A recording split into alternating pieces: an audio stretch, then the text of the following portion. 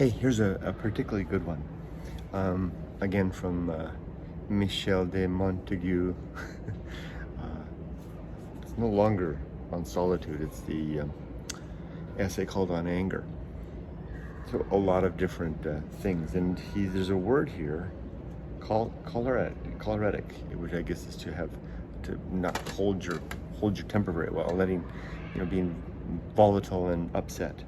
And so he's got a whole section here, so when I'm reading books, I use the pink to mark the new vocabulary, and then the yellow to get the good stuff that I take out and I quote on Instagram. And I noticed that, some people wonder, well, why such antique vocabulary? I mean, who's going to use it? And I try not to use it. I try not to use words that aren't in common use, but it's helpful to learn these words, because then when you encounter them when you're reading, you don't have to wonder what it means, or helps to provide the context for the bigger picture. Helicopter and dogs.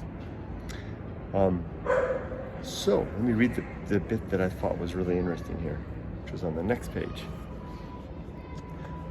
I advise those of my family who have the right to show their anger, firstly to be sparing of their choler, there's that word, and not to scatter it abroad, no matter what the cost, since that thwarts its action and its weight.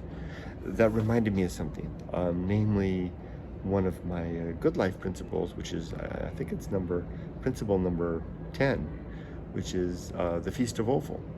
And the Feast of Offal speaks to not being temperate, not controlling our emotions, or namely our outlet of emotions, and spilling it abroad, road rage, gosh darn you, you're getting upset because, your kid spilled the milk or whatever it is, and just scattering it abroad. And it has a way of tossing it out, venting it out, and then giving it to others, and they pick it up and then they pass it along. That's why it's a feast. It's consuming the offal. There's another good antique word that isn't used very often, the waste and byproduct of our intemperate living. Oh, I have a dog that wants to come sit with me. Right there, Rudy. This is little Rudy. He's a good little boy. He's a very needy little boy. He went through 3 different shelters before we got him, so he couldn't even walk when we got him. He would just lay on his back upside down all the time. But he's a good boy now, except he does bite. So he settled down in my lap, and he will bite me. He will sit in my lap and just suddenly turn on a dime and just,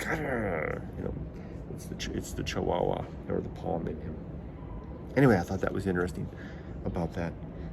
One more time, keeping in mind the Feast of Offal. I advise those of my family who have the right to show their anger, firstly, to be sparing of their choler, I don't even know if I'm pronouncing that right, and not to scatter it abroad no matter what the cost, since that thwarts its action and its weight. I agree. And before I sign off, I just wanted to point out that I am so far behind on my email.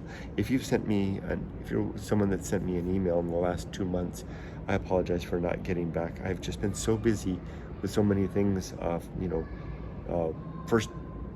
want to say first priority. There's kind of a tier. I mean, the emails that I get are a priority, but the first priority, of course, has to be providing a roof over our head and food in our belly and tuition for my daughter's college. And that just takes so much of me. And the older I get, the less reserves there are at the end of the day. But I will get to those emails. And Ron, if you're out there, how are things going with the move?